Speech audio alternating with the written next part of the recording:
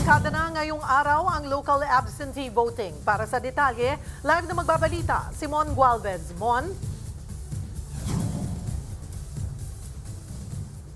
Cheryl, 2 linggo bago ang Bilang Pilipino 2025, binuksan na nga ang local absentee voting o LAV ngayong araw. Ito ay para sa mga individual na hindi maiiwan ng kanilang mga tungkulin sa mismong araw ng botohan.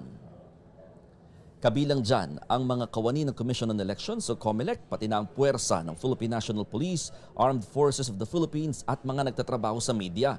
Sa kabuuan, aabot ng mahigit 57,000 ang mga aplikanteng naaprubahan ng COMELEC para makilahok sa LAV sa buong bansa. Marami sa mga na-reject mula sa naunang nag-apply ay pawang deactivated na ang record matapos hindi makaboto sa 2 magkasunod na halalan. Pawang national positions lamang ang maaaring iboto sa LAV. Kabilang dyan ang 12 senador at 1 party list. Pagmamalaki ng COMELEC, first time na ginawang automated din ang pagboto ngayon sa LAV kumpara sa manual ng mga nakalipas na halalan. Ibig sabihin, imbis na mano-manong isusulat ang pangalan ng mga kandidato, isi-shade lamang nila ito sa parehong balotang gagamitin din sa May 12. Ilalagay sa 2 envelope ang tinuping balota na saselyuhan mismo ng botante bago ihulog sa ballot box. Bantay sarado at mananatili sa COMELEC office ang mga pagpatak ng alas 7 ng gabi.